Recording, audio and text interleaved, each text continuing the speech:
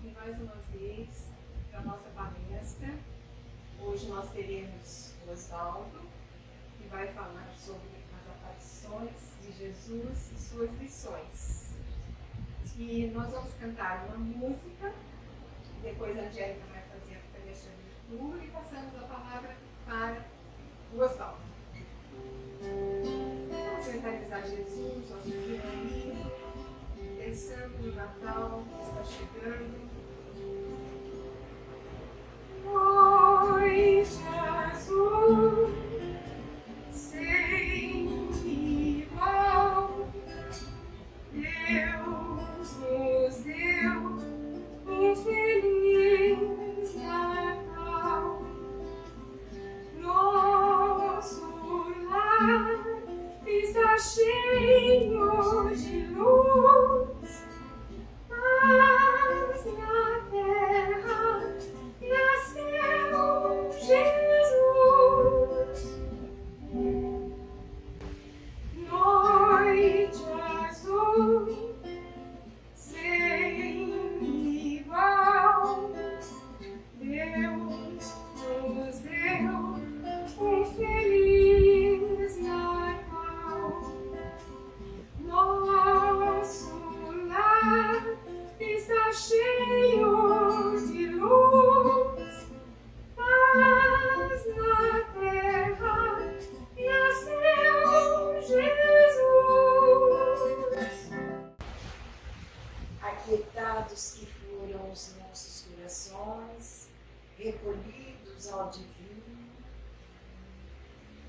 agora inebriados por essa luz, por essa bênção, por estas bênçãos que caem e recaem sobre todos nós, denunciando a grandeza de Deus, nós vamos agradecer a Ele pela alegria, pelo contentamento de sermos espíritos, filhos de Deus, herdeiros desta terra, deste planeta de provas e expiações, onde aportamos com tarefas evangélicas já bem definidas. Assim, seguindo o roteiro de felicidade das nossas existências, nós vamos mais uma vez louvando e pedindo ao Pai misericordioso que possa visualizar nesse instante todos os nossos problemas, as nossas dificuldades, os nossos desafios. E assim, entregando-os a Ele, nós vamos agradecer por tê-lo encontrado nessa existência, para que sejamos dignos das promessas de Jesus. E assim, vamos iluminando os nossos lares com estas vibrações, vamos iluminando os nossos ambientes de trabalho, de estudo, o nosso cotidiano, a nossa parentela distante, ausente, a nossa parentela desencarnada, que porventura possam estar agora lá em nossos lares, pedindo algum socorro, falando sobre a sua existência também, que a vida continua, enfim. Vamos agradecer porque é Natal, porque Jesus renasceu dentro de nós já há algum tempo, mas hoje, especificamente com Ele em nossos corações, vamos dizendo: Pai nosso, Senhor nosso, sê conosco agora e sempre. Muita luz e muita paz a todos nós. E agora com vocês, depois do avião, nós vamos falar.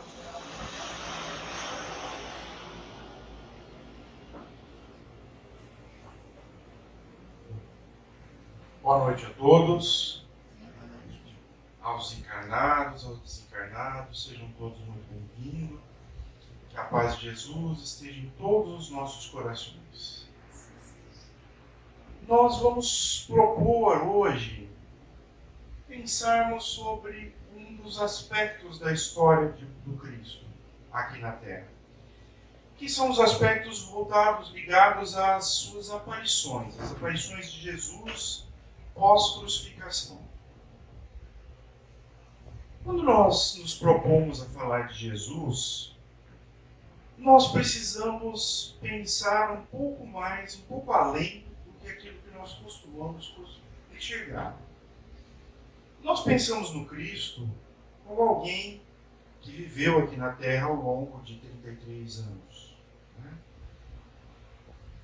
E nós não diferenciamos a pessoa de Jesus deste Espírito crístico que ele é. E por que nós precisamos fazê-lo?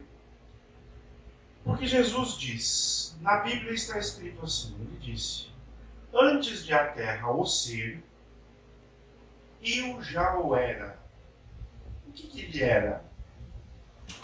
Um Espírito perfeito. Jesus já era um Espírito perfeito há 4,5 bilhões de anos, que é o tempo que a Terra tem. Nós não conseguimos nem ter ideia do que é esse número, né? 4,5 bilhões de anos. É um número que nós não conseguimos ter muita noção de quanto isso significa. Mas ele já era um Espírito perfeito. De modo que Deus chegou e entregou para ele o destino da Terra. Olha, está aqui, esse planeta, tem um pessoal aí que precisa se regenerar, e eu quero que você prepare tudo aí para recebê-los. E ele já estava preparado para isso. Então Jesus começa juntamente, como nos conta Divaldo, né, juntamente os engenheiros siderais que o acompanharam naquele momento, depois viriam como os apóstolos. Ele preparou a terra. E a cada ano que a gente lê na Bíblia, né, a cada dia que Deus criou a terra em 7 dias, cada dia desse equivale a uma era geológica. O primeiro era uma bola de fogo, depois uma bola de gelo, né? E aquilo foi evoluindo até chegar um momento em que passou a ser possível a vida no planeta. Primeiro veio uma vida um pouco mais grosseira, mais rude. Isso foi evoluindo, foi sendo trabalhado para ter a possibilidade de receber espíritos como nós. E aí aparece o hominídeo, o homem das cavernas, e a gente vai evoluindo até os dias atuais. Tudo que veio antes do Cristo foi coordenado por ele. Buda, Krishna, Sócrates, Platão. Todos estes espíritos são precursores da ideia do cristianismo. Portanto, a gente tem a ideia de que o espiritismo veio à Terra a partir do Livro dos Espíritos em 1857. É uma ideia equivocada. Que o espiritismo veio à Terra a partir da primeira ideia lançada há milhares de anos. Esta ideia foi sendo trabalhada para que nós tivéssemos hoje a compreensão do que nós temos. Quando Jesus veio, antes dele houve os profetas, as escrituras, Moisés. Jesus chega. As leis mosaicas e as leis dos profetas à época eram leis para nós que éramos pessoas muito embrutecidas.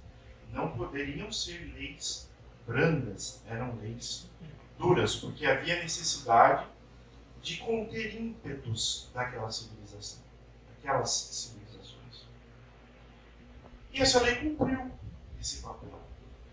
E Jesus vem exatamente no momento em que o ser humano pode evoluir da dureza daquela lei para uma lei mais branda, para mudar a compreensão do que vem a ser Deus. E Jesus então traz a lei do amor.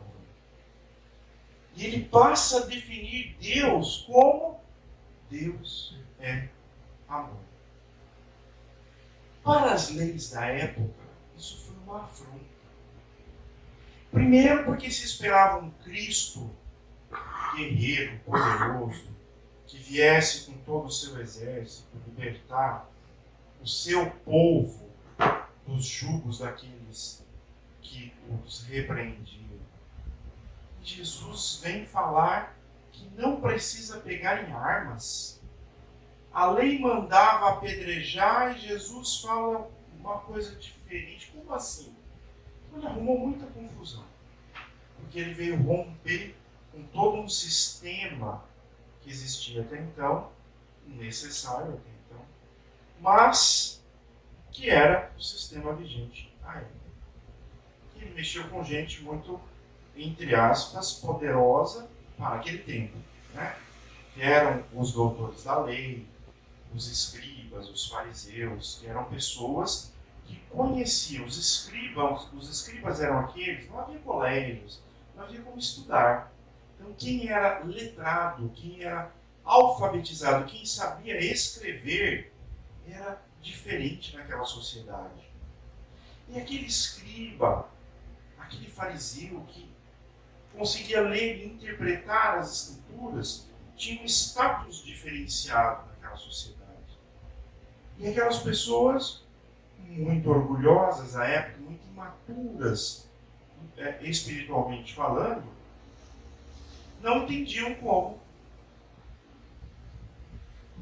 uma pessoa vindo da cidade de que Jesus veio, simples, pobre, que não tinha bens materiais, pudesse conhecer de todas as ciências, pudesse saber o que ele sabia e ter a envergadura moral que ele tinha e começar a fazer o que se entendia à época por milagres. Essas pessoas começaram a ficar incomodadas com aquilo. E nós, que ali estávamos, muitos de nós, não conseguimos lidar com essa inveja. Né? E tudo aconteceu como nós sabemos como aconteceu. Mas nada na história do Cristo aconteceu por acaso. Nada. Desde o momento da sua concepção ao momento da última aparição, cada coisa teve o seu significado. Por que Jesus nasceu numa estrebaria? O que isso quer dizer? Vocês já pensaram nisso? Quer dizer que não havia naquela época pessoas encarnadas que teriam a condição de fazer a ambientação espiritual para que seu nascimento acontecesse. Mas os animais tinham. E aí a gente tem aquela ideia, assim, né, quando a gente quer falar assim que uma pessoa é ruim, fala, é um animal. É uma afronta ao animal. Porque em muitas oportunidades o animal está acima de nós. O amor dos animais, a pureza. Né? Foram estes espíritos que foram os escolhidos para receber Jesus. E ali ele começa a nos dar algumas lições que ele vai passar a vida nos dando. Teriam muitas delas, mas a ideia hoje é que nós pensemos em torno das lições que ele nos traz a partir das suas aparições. Ao longo dos milênios, né, desses mais de 2000 anos de história cristã, nós ouvimos e entendemos sobre a ressurreição de Jesus. Existe uma confusão muito grande entre ressurreição, o que aconteceu com o seu corpo, reencarnação, desmaterialização. Então, tudo isso nós ouvimos e a doutrina espírita, a partir das lições de Kardec sobre a coordenação do Espírito de verdade, nos explica o que aconteceu à época. Isso vai ser muito interessante e nós chegaremos até esse momento. Mas falando especificamente das aparições de Jesus. Como eu mencionei, nada, nenhum fato ligado ao Cristo não deixava de ter uma conotação e uma lição por trás. Ao terceiro dia, como estava escrito nas Escrituras, Maria Madalena, vamos nos imaginar o seguinte: há 2023 anos, nós somos seguidores de um homem que não tem nenhuma posse material e que arruma briga com as pessoas mais poderosas daquela localidade. Essas pessoas mais poderosas crucificam esse homem e começa a ir atrás daqueles que o seguiam. Seguir Jesus, falar em nome de Jesus, era pedir a pena de morte para si mesmo. Então aquelas pessoas estavam como? Logo na pós-crucificação? Apavoradas, aterrorizadas, com medo, quietas na sua casa. Nós, homens, dormindo. Mas aí a mulher, Maria, mulher, né, gente? Tinha que ser mulher, né? Foi lá. Falou: não, eu não vou ficar aqui chorando a minha dor. Eu quero ir lá. Por quê? Naquela época, não se enterravam os corpos. Havia o costume de o corpo permanecer em determinado local, depois ele ser ungido e preparado para um sepultamento. Então, no terceiro dia, Maria não quis esperar que a dor dela passasse. Foi até onde o mestre dela estava. Lá chegando, a porta estava aberta, era uma pedra, né, que havia sido rolada, e havia ali dois espíritos superiores, que na Bíblia são chamados de anjos, né, e também um terceiro que ela perguntou a ele. Ela achou que ele havia movido o corpo de Jesus dali. E ela perguntou: o que você fez com o meu mestre? Me diga onde ele está. E ele só chamou o nome dela. Nós podemos imaginar a magnitude da força de Jesus. Quando ele falava com uma pessoa, a pessoa sabia que era ele.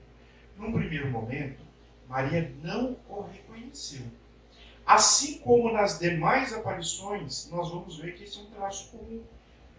De as pessoas não conhecerem a Jesus assim que o enxergam. Mas quando ele fala, o magnetismo da sua voz faz com que aquela pessoa que o ouve não tenha dúvida que se tratava de Jesus.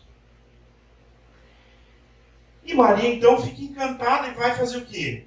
Vai contar para os demais o que ela viu.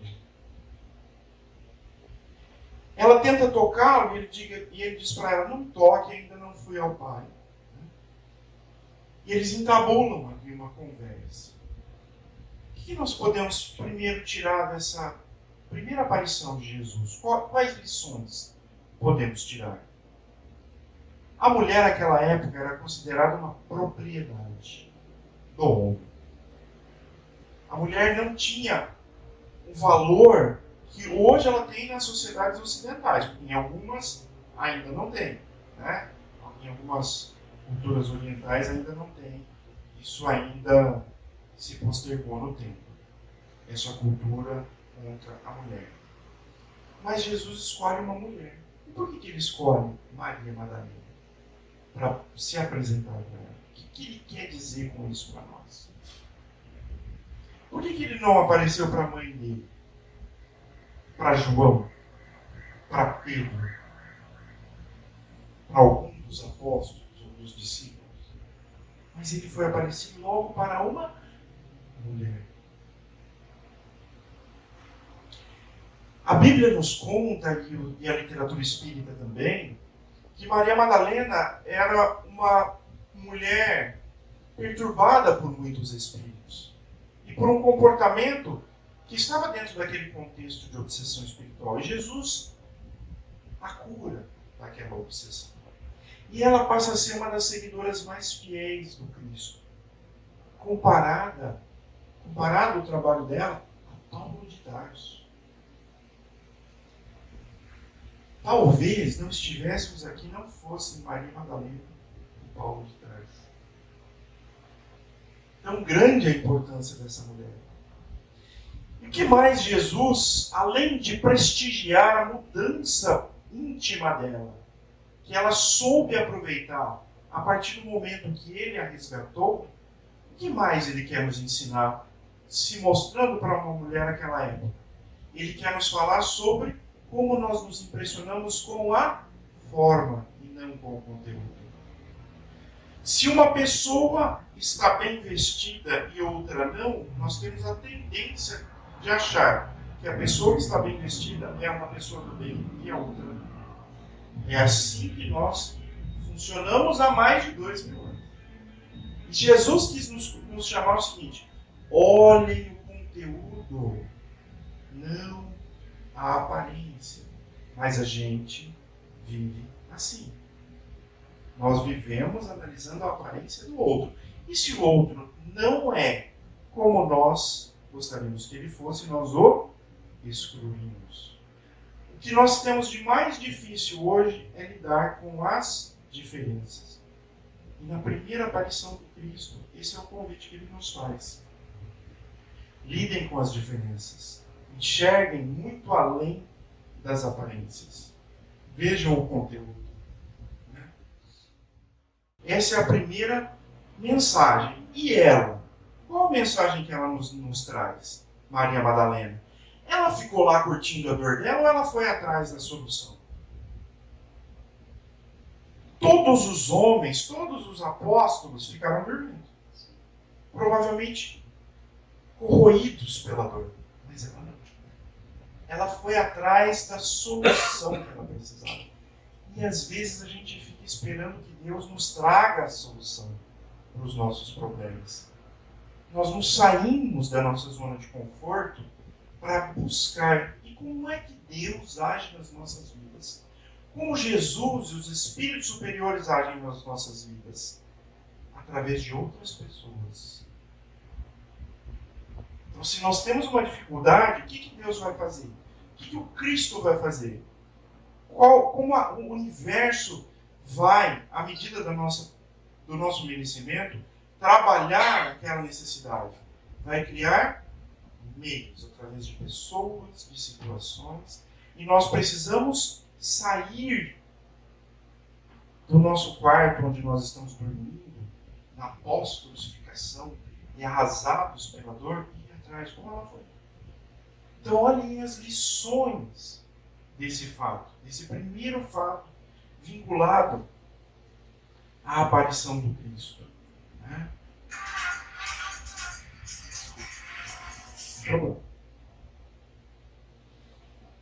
Na segunda aparição de Cristo, de Jesus, nós temos dois dos seus discípulos caminhando entre duas cidades, caminho de Emaús, como se fosse mais ou menos daqui a Rolândia. E naquela época era muito comum as pessoas caminharem juntas, porque quanto mais pessoas caminhando juntas, maior a segurança. Porque havia assaltos, era tudo muito perigoso. Né? Então Jesus pergunta se pode caminhar com eles. Claro, caminhe conosco. E novamente, eles não reconheceram Jesus.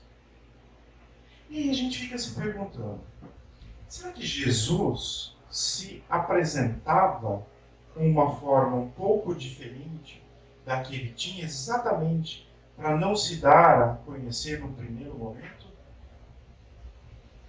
E a maior parte da literatura que eu consultei diz que sim.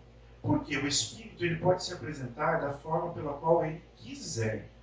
Emmanuel, por exemplo, ele se apresenta com a forma do senador Publio Lentulus, que viveu a época do Cristo. Já André Luiz prefere se apresentar sob a forma do médico que ele tinha na última encarnação. Nós ouvimos muito dizer que Chico Xavier, no plano espiritual, quando ele estava encarnado, tinha 70, 80, 90 anos. A gente vê aquele corpo franzino, né? Mas no plano espiritual era um menino de 20, 25, 20 e poucos anos. Que era assim que ele queria ser visto e se mostrar. Então o Espírito, ele pode tomar a forma que ele quiser. Está lá no livro dos médiuns e em A Gênese. E especialmente, quanto mais desenvolvido é o Espírito, maior a facilidade que ele tem para fazer isso. Então Jesus certamente não se mostrava exatamente como era, com alguma diferença. Mas a partir do momento que falava, só que este caminho ele explicou as Escrituras para os dois, e o coração dos dois foi apacentando porque eles estavam muito tristes com tudo que havia acontecido. Fazia poucos dias da crucificação. Mas eles não sabiam que se tratava de Jesus. E chegaram a uma cidade, Jesus deu a entender que continuaria, mas sentou-se com eles para uma refeição. E quando ele partiu o pão, eles entenderam que quem estava ali era Jesus. E nesse momento, Jesus desaparece para nós. O que isso quer dizer para nós? Às vezes a gente passa a vida inteira. No final da vida fala assim, eu acho que Jesus caminhou comigo. Mas a gente não percebe, especialmente nos momentos de dor. Como é que Jesus caminha conosco? Colocando ao nosso lado os nossos mentores espirituais. Né? Colocando pessoas que vão fazer a diferença em nossas vidas. Pavimentando o nosso caminho para que a gente seja livre de perigo. Para que a gente perca, entre aspas, alguns amigos na vida. Para que a gente tome um rumo diferente. Porque às vezes pessoas se afastam da nossa vida e a gente não sabe por quê. Às vezes é por bem. Às vezes aquela pessoa nos faz mal, nos leva para baixo. Aquela pessoa tem um magnetismo, tem uma espiritualidade extremamente comprometida que acaba também nos comprometendo. Tudo isso é Jesus andar conosco, mas nós não percebemos. E às vezes passamos uma encarnação inteira e só vamos perceber isso lá no plano espiritual. Como a espiritualidade trabalhou nas nossas vidas. E essa a lição que esses dois discípulos nos trazem. É nisso que a gente tem que pensar. Como é que eu percebo a mão de Deus na minha vida? Onde eu percebo? E será que eu estou deixando de perceber a mão de Deus na minha vida? A mão do Cristo? Dos Espíritos superiores que fazem toda essa proteção? Pensemos nisso. Como está a nossa fé? Nós acreditamos nisso? Nós acreditamos. Por que Jesus veio à Terra? Por que Jesus se transformou em homem? Porque ele queria nos mostrar o seguinte: embora seja um Espírito perfeito, ele passou por tudo o que nós passamos. O processo evolutivo dele ele fez em outros orbes, em outros mundos. Mas nós fomos ensinados, e hoje a gente sabe que não é bem assim, né? Que em princípio, Jesus é o Filho de Deus, que foi como se nós não fôssemos filhos de Deus e ele tivesse uma distinção em relação a nós. Hoje nós entendemos diferente. Hoje nós entendemos que Jesus foi um Espírito que passou por todo o seu processo evolutivo como nós passamos. Enfrentou os mesmos problemas em outros orbes, em outros mundos, e atingiu a perfeição como um dia todos nós atingiremos. Essa parte eu gosto, Angélica. Essa parte eu gosto. É bacana pensar que eu estou olhando para um monte de Cristo aqui. Ó. Olha que coisa boa. Até os desencarnados que estão aqui hoje para receber tratamento de saúde vão ser perfeitos. Serão um dia em Cristo de um mundo. Olha que coisa. Como nós não temos, vamos relembrar, quantos por cento do nosso cérebro nós usamos? Mais ou menos 10%, né? Os mais espertos, 11%, eu devo usar 7%, ali, né? 10% numa média. Então nós não temos como compreender muitas coisas ainda sobre o nosso futuro. Mas nós já temos como saber disto porque o Espiritismo nos explica que um dia seremos perfeitos. Olha que coisa boa. E o que é interessante a gente entender nisso? Nesse caminho para a perfeição, nós podemos escolher, a partir do momento que a gente tem alguma consciência, e hoje nós estamos aqui, nós encarnados e também os desencarnados que estão aqui hoje, nós já temos alguma consciência sobre as melhores escolhas e as escolhas ruins. As escolhas ruins vão nos gerar sofrimento. Isso é fato.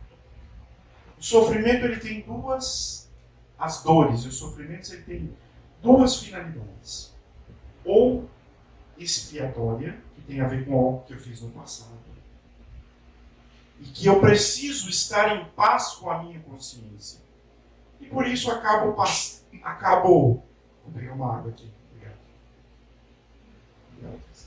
E por isso eu acabo escrevendo esse roteiro para ter paz com a minha consciência. Esse é um dos aspectos da dor e do sofrimento. E o outro é educacional. Se a pessoa não evolui, a dor vem e impulsiona. Então nós podemos concluir o seguinte: nós não mais sofreremos a partir do momento que tivermos o quê? Consciência do bem. A partir do momento que nós orientarmos a nossa vida para o bem e adotarmos uma conduta ética em todos os campos da nossa vida, acabou a doença, acabou o sofrimento, acabou tudo. Bom saber disso, né?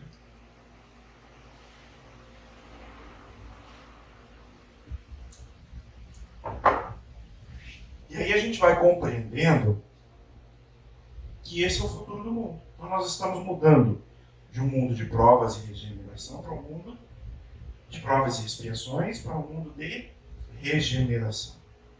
E nesse mundo de regeneração, a ideia principal é evoluir sem tanto sofrer. Olha que coisa boa. A gente vai conseguir evoluir sem os sofrimentos que hoje são impulsionadores da nossa evolução. Nós vamos deixar esse sofrimento de lado. Essa é a ideia. Essas são as lições do Cristo e a gente precisa confiar nisso. Uma outra aparição de Jesus aos discípulos quando Tomé não estava. Então ele primeiro aparece aos discípulos quando Tomé não estava e todos contam para Tomé. E Tomé acredita? Não. Ah, vocês estão vendo coisa, ela morreu. Para com isso, gente. O que é isso? Falar que Jesus apareceu aqui. Imagina que eu vou acreditar num negócio desse. E aí o que Jesus resolve fazer? Não só aparecer numa outra ocasião que Tomé estava, mas permitir que Tomé toque as suas chagas. Bom, aí a coisa começa a complicar, gente. Como assim? Tocar a chaga de um espírito que morreu, né? A coisa começa a ficar um pouco mais... Se Tomé teve dúvida, imagina a gente. Não é verdade? Acreditar nisso. Mas isso aconteceu. Isso aconteceu. Por que isso aconteceu? O que Jesus fala nessa ocasião? Felizes daqueles que acreditaram sem ter de ver. Eu gosto muito de assistir aqueles filmes sobre Moisés, porque é uma época que os fenômenos, né, aconteciam na Terra de um jeito que era... Hoje nós não precisamos mais daqueles fenômenos, a gente não precisa mais ver, né? Mas naquela época a gente precisava. A gente precisava dos fenômenos, a gente precisava aquele povo que estava saindo, que estava no deserto, não tinha como produzir, precisava que o pão caísse do céu, que as sementes caíssem do céu para se alimentar. Então, era uma época onde a fenomenologia era muito forte. Não é? O Espiritismo também, na sua base, na sua origem, na sua doutrina, as mesas em Paris levantavam, levitavam pelas salas. Eram as mesas girantes que falavam por meio de sinais que davam no alfabeto. Então era um momento em que a fenomenologia estava muito em alta também, que nós precisávamos daquilo. É para chamar a atenção de Kardec. Kardec era um cientista E só aos 50 anos de idade teve o despertar para a questão espiritual, no sentido de estudar. Mas ele foi um gênio. E um gênio do amor, porque ele foi estudar na Suíça. Se tornou um educador fantástico. Qualquer dia a gente pode falar de Kardec aqui, ficar horas falando de Kardec, né, gente? Mas o fato é que, para a doutrina espírita, ele aceitou ver do que se tratava essas mesas diversas aos 50 anos de idade. Toda a codificação da doutrina espírita aconteceu ao longo de 14 anos de Kardec, dos 50 aos 64. Tempo muito curto. Né? Nesse tempo, a gente acha que ele escreveu 5, mas foram mais de 20 livros escritos, organizados por Kardec. Estes livros são de uma pleiade, de um conjunto de espíritos superiores coordenados pelo Espírito de verdade. Então, por isso que nós não dizemos que o Espiritismo é uma doutrina kardecista. A lei mosaica é centrada na figura de Moisés. A lei de Jesus, na figura de Jesus. O Espiritismo não é centrado na figura de ninguém. Ele é uma doutrina coletiva de uma série de espíritos superiores que conduzem os destinos da humanidade. Isso é o Espiritismo. Então, quando a gente fala assim, às vezes é necessário, né? Você fala assim, não, eu sou espírita kardecista, mas é para explicar para aquela pessoa que não sabe o que é. Mas quando a gente entende a doutrina, você entende que não é uma doutrina kardecista. Né? É uma doutrina cristã, mas fundada na ideia de muitos espíritos. E Kardec, sob a coordenação do Espírito de Verdade, nos explica como isso aqui é possível. Por que nós somos feitos? Qual a diferença entre nós aqui, nós encarnados e os desencarnados? Fala para mim, Angela. Corpo e espírito. O que eles têm que a gente não tem? Corpo e espírito. Nós temos o corpo, eles não têm mais. Tá. Tem mais uma coisa junto ali. Perispírito. Isso. Né? Vamos imaginar o seguinte, imagina um pêssego. Imaginaram um pêssego? O pêssego ele tem uma semente, não tem? Essa semente, ela é envolvida por uma película. Quando Kardec estudou biologia, esta película que envolvia aquele pêssego se chama perisperma da película. Quando Kardec passou a tentar explicar do que nós somos feitos, ele entendeu que o perispírito tinha mais ou menos a mesma ideia daquela camada que revestia a semente. Então nós temos a semente é o espírito. Aquela camada é o perispírito. E depois nós temos o corpo. Quando nós morremos, morre o corpo. Há uma desagregação das moléculas corpóreas. Mas o espírito e o perispírito continuam. Deu para entender? Então o perispírito, ele é o revestimento do corpo. Vocês já ouviram falar da aura da pessoa. A aura é o perispírito. Então a aura é o que reveste o espírito.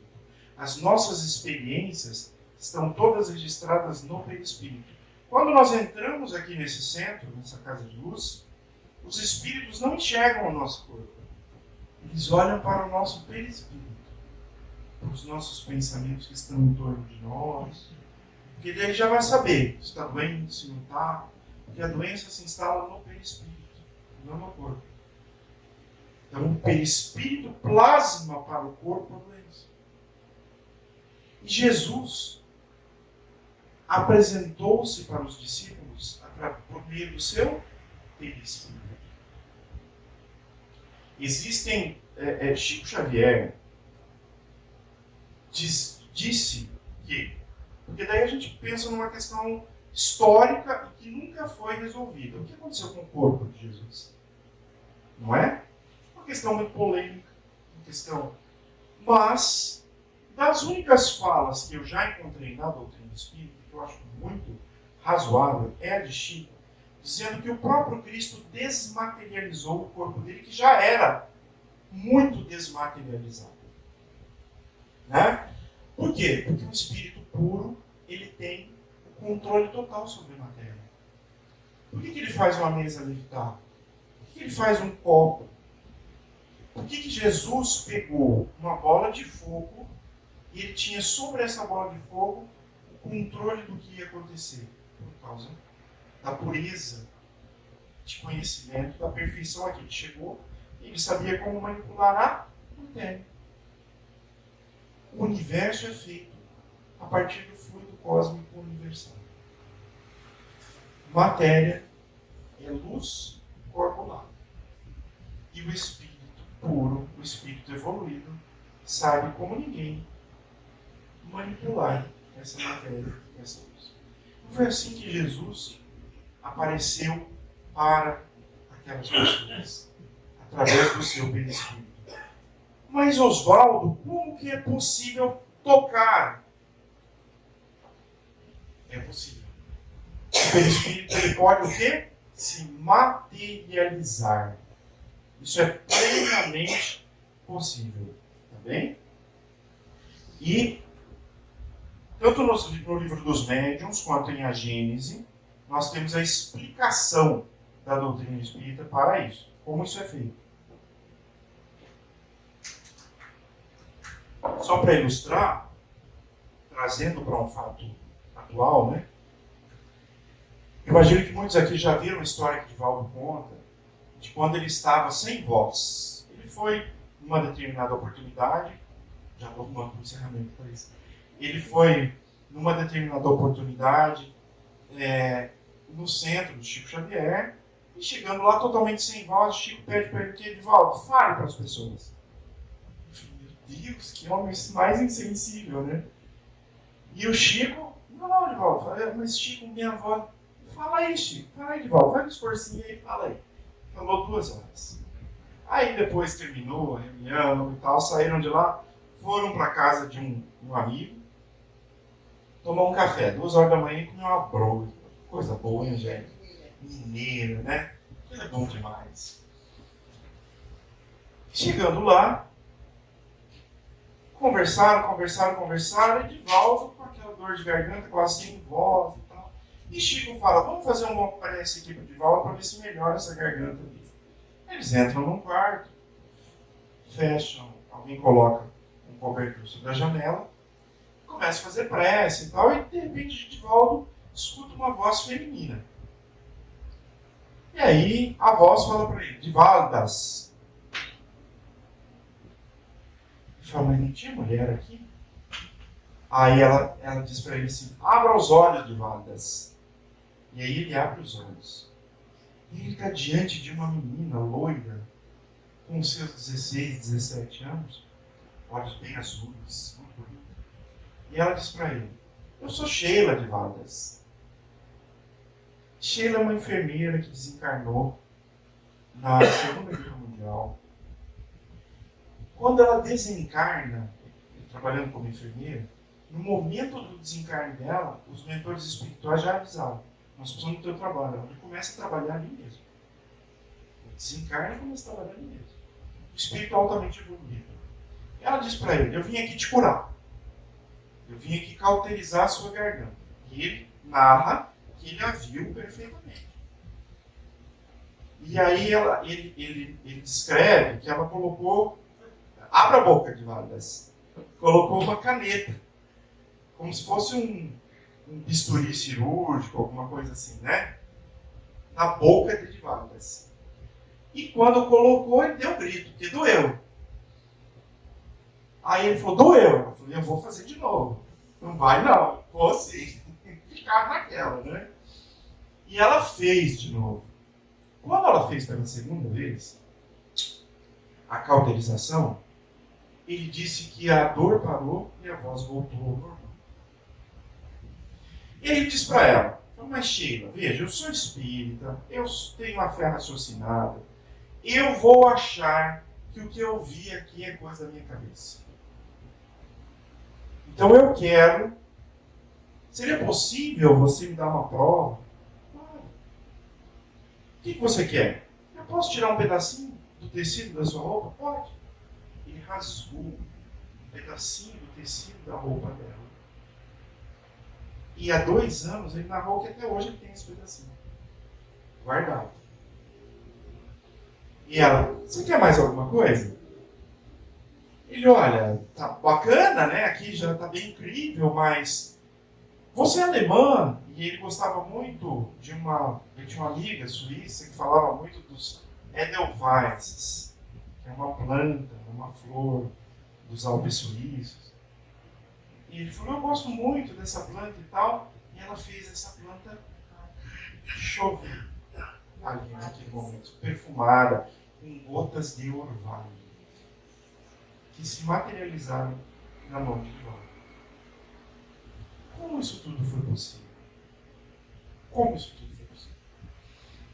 A doutrina espírita nos explica que não há absolutamente nada de sobrenatural nisso. Da mesma forma que nos milagres de Cristo e nas aparições de Jesus, nunca houve nada de sobrenatural. Tudo isso acontece a partir da manipulação de fluidos. Algumas pessoas têm a capacidade de emprestar determinado tipo de fluido, ora chamado de ectoplasma, né? Mas é um fluido que permite aquele espírito de se materializar. Então, Chico estava ali, certamente emprestou o fluido necessário, né? Tanto que ele estava recostado contra Divaldo, e ao final da reunião ele se levanta e tal. Mas ele estava ali impresso, concentrado, e certamente permitiu que aquilo tudo acontecesse. Jesus certamente não precisava do fluido de ninguém, ele usava dele mesmo. Não é? E fazia estas aparições. Então, a materialização de espíritos é algo absolutamente natural. Às vezes, a gente vê rapidamente. Às vezes, como Jesus, quando andou com aqueles dois, aquela visão se prolonga no tempo. Às vezes o espírito está tão materializado que você pode tocá-lo, como aconteceu no caso de Paulo. E tantos casos que a gente conhece. Então, nada disso, nada do que aconteceu hoje, nós podemos ficar na dúvida dos reais motivos. Tudo tinha uma intenção que era o quê? Nos ensinar a melhorar, impulsionar a nossa evolução. Jesus, em cada ato da sua vida, trouxe uma lição que está por trás. Quando a gente lê a Bíblia, ou qualquer livro da doutrina espírita, nós sempre precisamos entender que Jesus está falando para nós. Porque a gente fala assim, Jesus falou com o moço rico. Nós somos o moço rico. Jesus falou com aquela plateia que estava preparada para tirar pedras na mulher adúltera. Nós somos a plateia porque a gente atira pedra em outras pessoas. Quando um político corrupto comete alguma coisa, o que a gente faz? Nossa mente atira pedras naquela pessoa. Quando a gente sabe que uma pessoa cometeu um ato infracional de qualquer modo, a gente atira pedras naquela pessoa. Nós somos aquela plateia. Jesus fala para a gente. Então, tudo que nós lermos a respeito do Cristo, nós temos de nos colocar naquela situação. Para a gente ficar ressentido com a gente mesmo? Não. Para a gente aprender e fazer diferente. Essa é a proposta. Todos erramos. Todos nós erramos. O próprio Cristo errou no seu processo evolutivo. Há milênios ou há trilênios. Né? Mas nós podemos resgatar. E é isso que nós estamos fazendo aqui hoje. São essas as lições que nós precisamos aprender. Acreditar sem ver, muitas vezes. Quantas pessoas não têm evidência, nunca viram espíritos, ouvem falar de Deus, mas têm aquilo? Acreditam. Por quê? Quando nós somos criados espíritos, Deus coloca um chip em nós, que é como se fosse a marca do patrimônio dele. Sabe aquela plaquinha de patrimônio? Você é filho de Deus. E a gente tem isso dentro de nós. Por isso que nos primórdios da humanidade, a gente olhava para o céu, Deus fogo, Deus ar, Deus terra. A gente sabia que tinha um Deus, porque nós fomos criados por esse Deus. Então nós temos a consciência disso. E a partir dessa consciência, muitas vezes a gente precisa acreditar sem ver. Mas a gente precisa ver as manifestações de Deus nas nossas vidas por meio das atitudes dele, dos sims e dos nãos. Quantas vezes, ao longo de toda a nossa vida, a gente pede coisa para Deus, por favor, por favor, por favor, não acontece. Daí depois de algum tempo você fala, puxa, que bom que não aconteceu.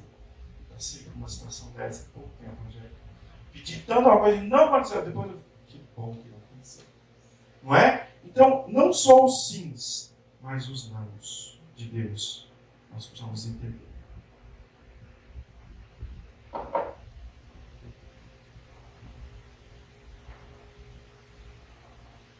Ao final das suas aparições, quando Jesus está prestes ao retorno ao plano espiritual,